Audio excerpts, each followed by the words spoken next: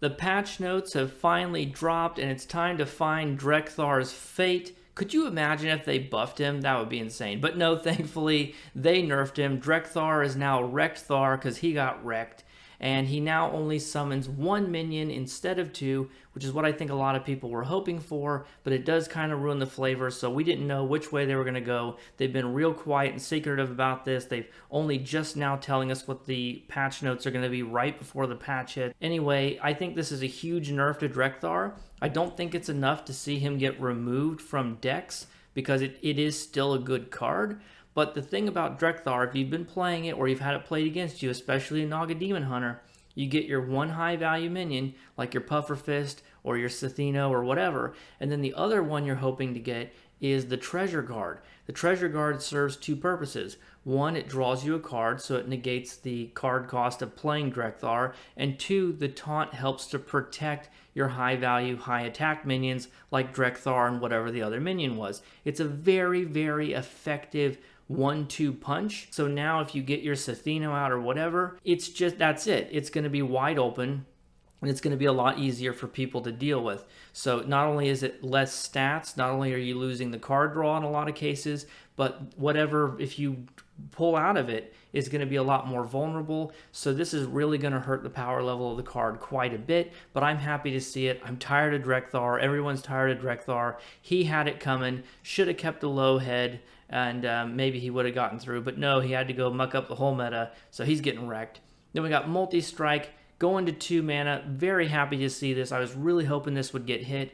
Some really disgusting Demon Hunter plays with this card. Between these two changes, I think Naga Demon Hunter is going down quite a bit, actually. It isn't going to be unplayable, I think, but this is a huge hit to Demon Hunter. Dragonbane Shot, which is the only other nerf, because there's a lot of buffs to talk about, is going from 2 mana to 3 mana, and this is really going to hurt Quest Hunter quite a bit. And I think they really want to, with this patch, encourage people to play other archetypes and other decks with their classes. So a lot of these buffs seem to be aimed at getting people to play alternate decks. So in addition to nerfing Dragonbane Shot, they've also buffed a bunch of Hunter cards. I think Hunter's still going to play this. It still gives you the value. It still recycles a spell in your hand. You need spells to refresh your hero power and all that. It's still good enough to run, I think, but it is a big hit. Okay, let's look at the buffs. First up, we have Zileng of the Abyss, and this card was really weak. It was the worst Colossal in my opinion. It's no longer the worst Colossal. It's still not great, but it's a lot better now. The stocks start at 2 damage instead of 1 damage. They still go up 1 damage per turn if you leave Zileng alive, but now you get 8 damage over 4 random pings. That's significantly better. If your opponent doesn't have a board, that's 8 damage to the face. It has a much better chance of actually clearing minions now. It's just much, much better, and a good buff. Harpoon Gun, I don't think this needed a buff, but they gave it one anyway. It used to reduce the cost of a beast by 2 if you dredged it. Now it reduces it by 3. If you're able to hit Hydrolon, you could play it. You could curve into it on turn 4, so that's pretty neat. Again, don't think this card needed to be buffed, but maybe it'll help those decks a little bit, bring some parity between beast decks and other decks, hunter decks, and quest hunter. Pet Collector, small buff. It just got a +1/+1. Don't think it really needed it. Ajaran Saber and the sunken version it puts at the bottom of your deck now have 4 attack. This is a bit more significant because it's a rush minion, which means you can now use it to deal with 4 health minions. So that is a pretty nice buff as well. Then we have Blackwater Behemoth, the Priest Colossal, which was only slightly better than the Demon Hunter one. Now it's 7 mana. I don't think that really matters at all. So I think this is now pretty clearly the worst Colossal in the game. Whirlpool goes from 9 to 8, but the issue with Whirlpool wasn't the cost. It was that no priest deck, no good priest deck really needed it or had room for it. The best deck is Boar Priest. It's still going to be Boar Priest. They don't need or want this card, so I think this change isn't going to do anything. We got Shadowcloth Kneel, which is a pretty big buff. Anytime you take a card from 2 mana to 1 mana, that's a huge buff. But priests aren't going to suddenly run shadow spells because of this. So again, a nice buff, but kind of pointless. Same thing with Serpent Wig. It now gives 2 health instead of 1. I don't think this is really going to change anything either. It just seems like a lot of pointless buffs in my opinion. Now we get to the rogue buffs. Tooth of Nefarian goes from 3 mana to 2 mana. This is a pretty important breakpoint because Prep only reduces the cost of a spell by 2 instead of 3, so you can combine this with Prep now. The 3 damage can go face.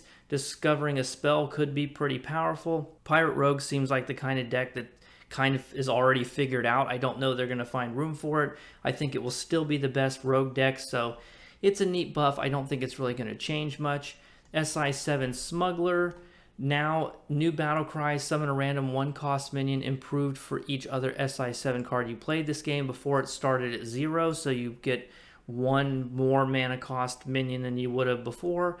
It was never really a good effect. It really needed to have its mana cost reduced, I think. If it was 1 mana, then we might be talking. Because if you're playing a 1 mana 1/3 that summons a 1-drop, even if you're playing it on turn 1, that's okay. Like, that's decent, right? So I think this needed a mana reduction as well in order for it to really see any play. And we got Wild Paw Knoll. I don't know why this card was buffed. Anytime a deck has used it, it's always been one of the best cards in that deck. So it used to be a 6-cost 3/5. Now it's a 5-cost 4/5. So not only did it have its stats buffed, it also had its cost reduced. Very powerful rush minion, but you do have to play a Thief Rogue deck in order for it to work. Test Greymane got reduced from 8 to 7, which if you're playing Thief Rogue is a great buff, but I don't think this is going to make Thief Rogue suddenly playable. Hinch Clan Burglar, again, I don't really think this needed a buff, but going from 3 health to 4 health is a pretty big increase. It puts it out of range of a lot of removal, and it is a pirate, so actually the most use you're going to see out of Hinch Clan Burglar is discover effects when people are discovering a pirate, but anyway, I think Pirate Rogue is still going to see this card more than Thief Rogue will, but just from discovering it off of an amalgam. But sure, what the heck, go ahead and buff it. Now we get to the Warlock buffs. I'm the most disappointed with this one because instead of changing it from a 3 mana 2/3 to a 2 mana 2/3, which is what I was hoping they were going to do, instead they made it a 3 mana 3/4. So they gave it +1/+1. Really, they needed to make it a 2-drop instead. That would have helped a lot, but they kept it as a 3-drop, so what are you going to do? It is a buff, but it's a buff in a way that doesn't matter at all. This Drag Below buff, on the other hand, is pretty good. It's going from 4 mana to 3 mana, so now you have a 3 mana deal 4 damage to a minion and put a curse in your opponent's hand. Is this suddenly going to make Cursed Warlock playable? I mean, no, not really. Agony Lock will probably still be better, but that's okay because we have some Murloc buffs, and we have a Jaren Scavenger, and obviously the scavenged version, the sunken version as well. So it was a 3 mana 3/4, now it's a 2 mana 2/3, which is what they should have done to the Cultist card, but they also did the same thing to the sunken version, which is now also a 2 mana 2/3.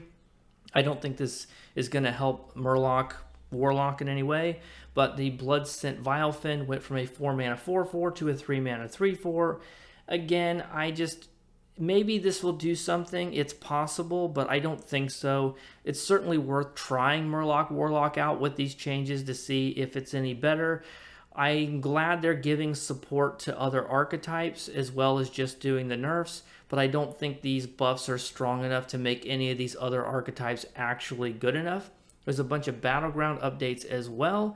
I do play Battlegrounds, but I'm not by no means an expert. Short story here, though. I'm not going to go through each one. I did take a pretty careful look at it, and it does seem like, in general, the nerfs to Nagas are not that strong. The really powerful, problematic cards didn't really get hit that much. It's mostly stat changes, but the effects are still in place, and the effects are really the thing that lets it scale out of control. So I think Nagas are still going to be really powerful, which is probably what they want because it's the new tribe and they do want people playing it.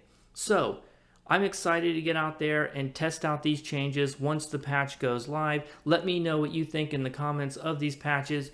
Do you think they did a good job? Do you think the nerfs and buffs are good enough? Do you even play Battlegrounds? Do you care about any of this Naga stuff?